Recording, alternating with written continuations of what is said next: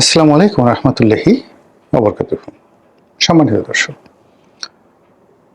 দিল্লিতে থাকা বাংলাদেশের সাবেক প্রধানমন্ত্রী এবং আওয়ামী লীগের সভানেত্রী শেখ হাসিনা, তার কিছু বক্তব্য নিয়ে বাংলাদেশে বেশ তোলপাড় চলছে। তার বক্তব্যগুলো তার যারা পক্ষের লোক তাদের জন্য এটি একটি ম্যাগনা কার্টা। তার যে সমস্ত নেতা এবং কর্মী মাঠে, ময়দানে, পথে, ঘাটে প্রতিনিয়ত লাঞ্ছিত হচ্ছেন, অপমানিত হচ্ছেন, যারা পালিয়ে বেড়াচ্ছেন, অর্থে কষ্টে আছেন, মিল কলকারখানা বন্ধ হয়ে গেছে, বেঁচে থাকার কোনো অবলম্বনই পাচ্ছেন না। অনেকের পালিয়ে থাকতে থাকতে শির দাঁড়া মানে মেরুদণ্ড রীতিমতো বাঁকা হয়ে গেছে। এই মানুষগুলো একবার আসমানের দিকে তাকায়, আরেকবার দিল্লির দিকে কান পেতে থাকে যে কখন তাদের নেত্রী কি কথা বলবেন। এই সকল মানুষজনের কাছে শেখ হাসিনার বক্তব্য যে কোনো মোহনবাসীর মতো। এ সকল তার নেতাকর্মী, যাদের সংখ্যা বাংলাদেশে অন অ্যাভারেজ 6 কোটি ধরা হয়, এখন এই 6 কোটি মানুষ, তাদের মধ্যে যদি আপনি বৃদ্ধ এবং শিশু বাদ দেন, অবধ নারী বাদ দেন, একেবারে অ্যাক্টিভ কর্মী কোনো অবস্থাতেই 3 কোটির কম নয়। বিএনপি তো সমপরিমাণ কর্মী রয়েছে। তো এই যে 3 কোটি সামর্থ্যবান, শক্তিমান, তারপর রাজনীতিতে সক্রিয়, ব্যবসা বাণিজ্যে সক্রিয়, সিভিল সার্ভিস থেকে শুরু করে অন্যান্য যে সকল সরকারি অফিস আদালতে রয়েছে, কেউ চাকরিতে আছেন, কারো বা চাকরি চলে গেছে, তাদের প্রায় প্রতিদিনই এটি আকুতি থাকে যে আজকে শেখ হাসিনার পক্ষ থেকে কি কথা এসেছে,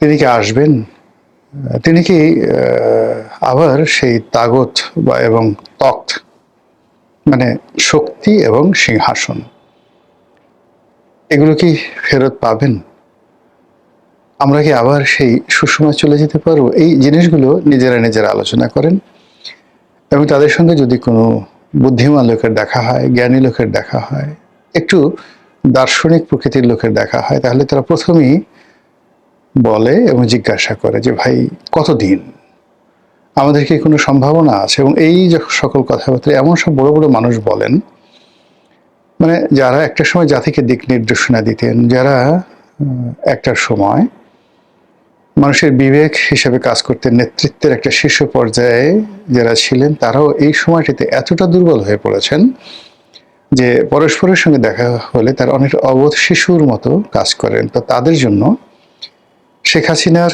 যে কোনো বক্তব্য জাস্ট লাইক মেডিসিন। সাপে কামড় দিলে যেভাবে তাৎক্ষণিকভাবে কাউন্টার বিষ দরকার হয় রোগীকে বাঁচানোর জন্য, ঠিক তদ্রুপ এখন শেখ হাসিনার সেটা তার প্রতিপক্ষের কাছে যত বিশ্রী হোক না কেন, তার নিজের দলের নেতৃকর্মী যারা আছেন তাদের কাছে তার যে কোনো বক্তব্য অমৃতের মতো। এগুলো একটি পার্ট। আর এটা শেখ হাসিনা জানেন, জানার কারণে অবিরতভাবে তিনি এই এক্সাইলে থেকে, অর্থাৎ দেশের বাইরে থেকে তিনি বলে যাচ্ছেন, কে কি মনে করলো, কে কি সমালোচনা করলো, কে কি আবেগ দেখালো, কে কি বিবেক দেখালো, ডাজ নট ম্যাটার। তার অনেক দুঃখ, তার অনেক কষ্ট। তার কষ্টটা কেমন সেটা আমি জাস্ট একটু উদাহরণ দেই। 75-এর 15 আগস্ট তার বাবার লাশ বাড়ির মধ্যে পড়েছিল, পরিবারের সবাই নিহত, তিনি এবং তার বোন ছিলেন জার্মানিতে। তার লাশ, অর্থাৎ তার বাবার লাশ যখন ওখানে পড়েছিল, ঠিক সেই সময়টিতে দলে দলে আওয়ামী লীগের লোক বঙ্গভবনে ছুটে গিয়েছিল খন্দকার মোশতাকের কাছে আত্মসমর্পণ করার জন্য, তার ক্যাবিনেটে, মোশতাকের ক্যাবিনেটে মন্ত্রী হওয়ার জন্য, এবং অনেকে মোশতাকের কদমবুচি করে নিজের আনুগত্য প্রকাশ করতে চেয়েছিল। এ দৃশ্য শেখ হাসিনা কখনো ভুলেন না। এবং যতদিন তিনি 17 বছর ক্ষমতায় ছিলেন, তার আগে বাংলাদেশে এসে 1981 থেকে একেবারে শেষ সময়টা পর্যন্ত তিনি প্রতিটি মুহূর্তে সেই কথাগুলো স্মরণ করেন। যারাই তার কাছে গিয়েছেন, একটু আন্তরিকতা হয়েছেন, একটু আওয়ামী লীগের ব্যাপারে আবেগ দেখানোর চেষ্টা করেছেন, সবাইকে তিনি ধমকের সুরে বললেন যে, তোমরা সেদিন কোথায় ছিলে যেদিন আমার বাবার লাশ পড়েছিল? আবার এখন তিনি বলেন একান্ত আপনজনের কাছে যে, আমার বাবা যে দৃশ্য দেখতে পাননি সে দৃশ্যটা আমি দেখেছি। এই শহর থেকে, অর্থাৎ ঢাকা থেকে আমাকে চলে আসতে হয়েছে 17 বছর, যাদের জন্য আমি সকল দুর্নাম বদনাম মাথায় নিয়েছি। 17 বছর ধরে যত অভিযোগ আমার বিরুদ্ধে, সব তো এই দলের নেতাকর্মীর জন্য এবং দলের সাধারণ কর্মী সমর্থকের জন্য এবং অনেক ক্ষেত্রে জনগণের জন্য।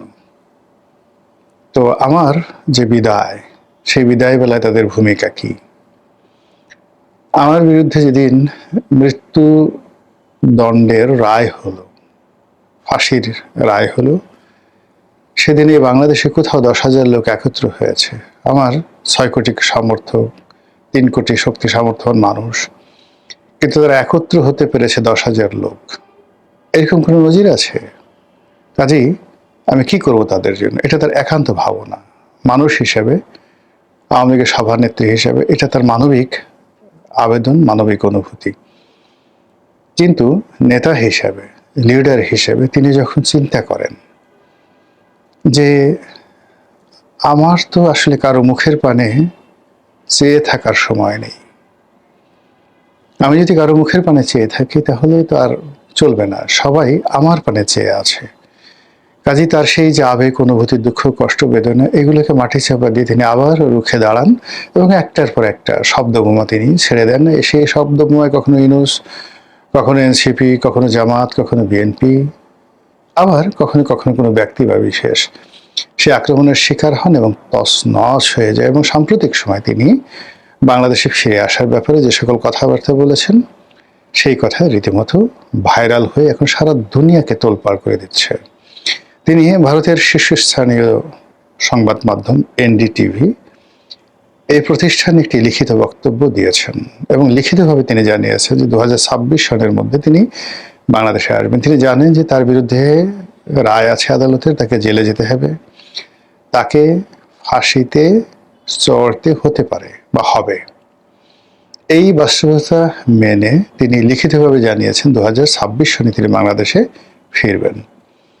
এই যে তার দৃঢ়তা, এই যে তার ডিটারমিনেশন, এটা বিশ্বের শত শত প্রথম সারির গণমাধ্যম এনডিটিভির বরাতে বাংলাদেশ সহ শত শত সারা দুনিয়ার একেবারে প্রথম সারির পত্রিকা, সেটা রয়টার্স বলেন, মানে সংবাদ মাধ্যম, কিংবা ওয়াশিংটন পোস্ট বলেন, কিংবা টেলিগ্রাফ বলেন, সানডে টাইমস বলেন, প্রায় সব জায়গাতে এই নিউজ এসেছে। আর মধ্যপ্রাচ্যের সকল দেশে এই নিউজ এসেছে। আর এই কারণে কি হলো, বাংলাদেশের মধ্যে এক ধরনের চাঞ্চল্য দেখা দিয়েছে। তার পক্ষের লোকের মধ্যে চাঞ্চল্য দেখা দিয়েছে, তার বিপক্ষের লোকের মধ্যে চাঞ্চল্য দেখা দিয়েছে। বিশেষ করে সরকার অতীতের আওয়ামী লীগের মতোই প্রতিক্রিয়া দেখাচ্ছে যে এই যে এনডিটিভিতে শেখ হাসিনা যে লিখিত বক্তব্য দিল, এটা আমাদের দেশের গণমাধ্যমগুলোর প্রচার করার কি দরকার ছিল? কিন্তু আমাদের দেশের মূলধারার গণমাধ্যম প্রায় সবাই খবর প্রকাশ করেছে, আর এতে সরকার বেজায় খেপেছে। তাদের বক্তব্য হলো যে যেখানে তিনি শেখ হাসিনা আদালতের সাজাপ্রাপ্ত, তো কোনো সাজাপ্রাপ্ত আসামির বক্তব্য পত্রপত্রিকায় প্রকাশ করা যাবে না, এইরকম একটি আইন শেখ হাসিনার জামানাতে হয়েছিল। এরকম একটা যাকে বলা হয় রেওয়াজ শেখ হাসিনার জামানাতে চালু হয়েছিল। এবং ওই সময়টিতে তারেক রহমান সাহেবের কোনো কথা, বেগম খালেদা জিয়ার কোনো কথা পত্রপত্রিকায় ছাপানো যেত না, এই নিষেধাজ্ঞার কারণে সরকার এই মুহূর্তে দেশের গণমাধ্যমকে খুব কড়া ভাষায় জানিয়ে দিচ্ছেন যে সাজাপ্রাপ্ত আসামি শেখ হাসিনার কোনো বক্তব্য প্রচার করা যাবে না। কিন্তু সমস্যা হয়ে গেল এই যে 2013, 14 কিংবা 2021, 22 ওই সময়টাতে বাংলাদেশের যে পরিস্থিতি এবং প্রেক্ষাপট ছিল, ওই সময়টাতে আওয়ামী লীগের যে তৎপরতা ছিল তার চেয়ে এখন বাস্তবতা হলো আওয়ামী লীগের হাতে যা অ্যামুনেশন আছে, মানি, কৌশল, বুদ্ধি, প্রজ্ঞা এবং সামাজিক মাধ্যমে তাদের এই মুহূর্তে যে রাজত্ব এবং দেশের রাজনীতির অঙ্গনের সবচেয়ে মেধাবী মানুষগুলো, সাংবাদিক, সাহিত্যিক, বুদ্ধিজীবী, কবি, অভিনেতা, অভিনেত্রী, কূটনীতিবিদ, প্রায় সবাই একেবারে, আপনি যদি ধরেন 100 জন শীর্ষ, যে কোনো ট্রেডের 100 জন শীর্ষ বলতে গেলে সবাই আওয়ামী লীগ করেন বা আওয়ামী লীগ মাইন্ডেড। আর ওই পর্যায়ের একজন সিঙ্গেল মানুষ বিএনপিতেও নেই, জামাতে নেই। মানে মঞ্চে উঠে একটা বক্তব্য দিবেন, বাংলা বিহার উড়িষ্যার নবাব, একটা কবিতা পড়বেন, একটা ভালো গান রচনা করবেন, একটা গান লিখবেন, মানে এইরকম কোনো লোক রাজনৈতিক অঙ্গনে আওয়ামী লীগের ধারের কাছে নেই। ফলে এই মানুষগুলো অনেকে নিজেরা করছে, অনেকের নিজেরা লিখে দিয়ে দেশের বাইরে যারা পড়তে পারে, বলতে পারে, তাদেরকে ড্রাফট করে দিচ্ছে। ফলে কি হলো, সামাজিক একটা আন্দোলন গড়ে উঠছে, একটি সাংস্কৃতিক আন্দোলন গড়ে উঠছে রেজিমের বিরুদ্ধে, ইনুস জামানাতে ইনুসের বিরুদ্ধে, বর্তমান জামানাতে তারেক রহমান সাহেবের বিরুদ্ধে। আর আরেকটি ন্যারেটিভ তৈরি হচ্ছে শেখ হাসিনার আগমন, শেখ হাসিনার শ্রেষ্ঠত্ব, আওয়ামী লীগের শ্রেষ্ঠত্ব, মুক্তিযুদ্ধ এর পক্ষে। আর বর্তমান জামানা, ইনুস জামানাতে কি কি সর্বনাশ হয়েছে, আহা বাংলাদেশ, মানে আহা বাংলাদেশ, এই আহা যে টানটা দিয়েছে, আহা বাংলাদেশ। এখন অমির রহমান পিয়ালকে আপনি যত রকম দুর্নাম করেন, বদনাম করেন, যা কিছু করেন না কেন, কিন্তু ওই যে লিখে দিয়েছে আহা বাংলাদেশ, বা শব্দ দিয়েছে, সুর দিয়েছে, কণ্ঠ দিয়েছে, ওটা তো আপনি 1000 বন্দুক দিয়ে, 1000 কামান দিয়ে, বাংলাদেশে যে সকল ক্ষেপণাস্ত্র রয়েছে সেই ক্ষেপণাস্ত্র দিয়েও আপনি একটা আহা, আহা বাংলাদেশ, এই আহা বাংলাদেশের কাউন্টার একটা ন্যারেটিভ তৈরি করা যাচ্ছে না। আর এরকম পরিস্থিতি যখন হয় তখন মানুষ মুখ চেপে ধরে। মানুষ যখন ধর্ষণ করতে যায়, চিৎকার করে ধর্ষিতা, মানুষ মুখ চেপে ধরে। বলাৎকার করতে চায় শিশু, চিৎকার করে, মানুষ মুখ চেপে ধরে। এই যে আদিম মুখ চেপে ধরার যে প্রবৃত্তি, এটা হলো মানুষ জোর করতে চায়, জোর করে ভোগ করতে চায়। কিন্তু যেখানে প্রেম থাকে, প্রণয় থাকে, সেখানে যে কোনো মিলনের যে আনন্দ, সে আনন্দের যে শব্দ, এটি সমাজে একটা কাব্য তৈরি করে, কাব্যিক ঢং তৈরি করে ফেলে। এখন সরকার যে অবস্থা হয়ে গেছে সেটা হলো, সে আর শেখ হাসিনার কোনো শব্দকে মোকাবেলা করতে পারছে না। শেখ হাসিনার জন্য যে আকুতি তৈরি করা হচ্ছে আওয়ামী লীগের পক্ষ থেকে, সেটা মোকাবেলা করতে পারছে না। ফলে কি হলো, তার শব্দ নিয়ন্ত্রণ করতে হবে, তার জবান নিয়ন্ত্রণ করতে হবে, তার যে ন্যারেটিভগুলো রয়েছে সেই ন্যারেটিভগুলো আমাদের ক্ষুদ্র পরিসরে বন্ধ রাখতে হবে। এবং এটা যে বর্তমান টেকনোলজির যুগে কতটা অসম্ভব এবং কতটা বুমেরাং, মানে যা করে তার উল্টো হয়ে যায়, এটি সরকারের যারা কর্তা ব্যক্তি তারা অনেকেই জানেন, কিন্তু অনেকে বোঝার চেষ্টা করেন না। ছেলে মরে গেছে, কবর দেয়া হয়েছে, কিন্তু পিতামাতার মন মানে না। তদ্রুপ সরকারের অনেকগুলো বিষয় রয়েছে, সরকারের কর্তা ব্যক্তিরা খুব ভালো করে জানেন, কিন্তু মন মানে না। মনে হয় যেন এই কাজটা করলে বোধহয় একটু থামানো যাবে, এই কাজটা করলে বোধহয় থামানো যাবে। তো এইভাবে চলছে। আর এর মধ্যে শেখ হাসিনা তার যে ভয়ঙ্কর কথাগুলো, বক্তব্যগুলো বাংলাদেশের আনাচে কানাচে, টেকনাফ থেকে তেঁতুলিয়া পর্যন্ত পৌঁছে দিচ্ছে। দেখা যাক কোন পক্ষের হার হয় আর কোন পক্ষের জিত হয়। আসসালামু আলাইকুম রহমতুল্লাহি ওয়া বারাকাতুহু।